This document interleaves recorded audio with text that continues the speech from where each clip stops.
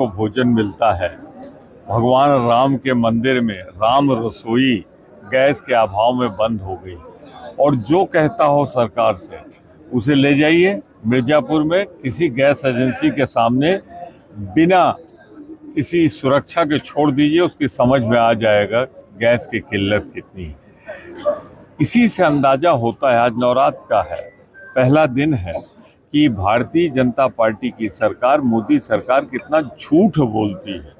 सच्चाई तो आप पत्रकारों से बेहतर कोई नहीं जानता। सर्टिस तो है, दिक्कत तो है, और उसका एकमात्र कारण है कि जो मनमोहन सिंह जी की सरकार में एक दृढ़ निश्चय के साथ एक संकल्प लिया गया था कि 45 दिन का हम हर हाल में स्टोरेज रखेंगे, वो नहीं रख पाए।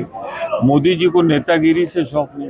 मैं उनसे पूछना चाहता हूँ, इसी इराक पे आप निर्भर करते रहे, इसी मिडिल ईस्ट पे निर्भर करते रहे, आपको क्या ज़रूरत थी कि जब इराक पे हमला होने जा रहा था ईरान पर हमले के एक दिन पहले इजराइल जाने के आप वहाँ क्या बात करके आए? क्यों संदिग्ध बद किया है? क्यों भारत के सैकड़ों साल के पुराने रिश्ते को आपने ख़त्म किया?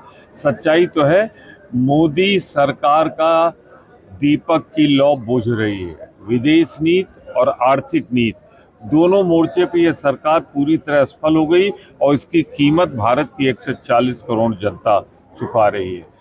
मैं उदाहरण के तौर पे कहता हूँ, आप बताइए, गैस की किल्लत किसको नहीं इस समय है? लेकिन झूठ बोलना है तो मैं तो मोदी जी से आग्रह करूँगा, मिर्जापुर आ जाए और कोई नाला उनको पकड़ा दीजिए, एक नाले के ऊपर वो रख दें उल्टा बर्तन करके, उसमें से गैस निकाल के दिखा दें आप लोगों को, सारी गैस की समस्या दूर हो जाएगी। मोदी जी तो कहते थे गटर से बनाई जा सकती है रसोई गैस, तो बनाए ना, कौन रोक रहा है उनको? फिर दाम क्यों बढ़ाया आपने कॉमर्शियल का? ब्लैक पे मिल रही है आज। तो कुछ नहीं, मोदी जी की गलत नीतियां आज इस देश के ऊपर भारी पड़ गई। ऐसे में आप माँ विंध्यवासिनी धाम में आए हैं, क्या कहना चाहेंगे? देखिए, मैं यहाँ पिछले 40 साल से करीब आता हूँ। हर बार नवरात्र के पहले दिन, वही एक बार जब वो बीमारी आई थी कोरोना, तो एक गैप हुआ था, वरना हमेशा आता हूँ लगभग 4 बजे। माँ के चरणों में आशीर्वाद मांगता हूँ, सुख शांति समृद्धि की, राष्ट्र की कामना करता हूँ, समाज की कामना करता हूँ, अपने क्षेत्र रामपुर खास की कामना करता हूँ, अपने परिवार की कामना करता हूँ, और चाहता हूँ कि जल्दी से जल्दी ये जो संकट है ये समाप्त हो। इजराइल ईरान का जो युद्ध है ये समाप्त हो, वरना आने वाले अगर कहीं ये चल गया लंबा तो भारतवर्ष तरस जाएगा गैस के लिए और पेट्रोलियम प्रोडक्ट के लिए। इसलिए इसका बंद होना बहुत ज़रूरी है। और वारे मोदी जी, बड़े 56 इंची निकले, तुम्हारी हिम्मत नहीं पड़ रही इजराइल के खिलाफ बोलने को।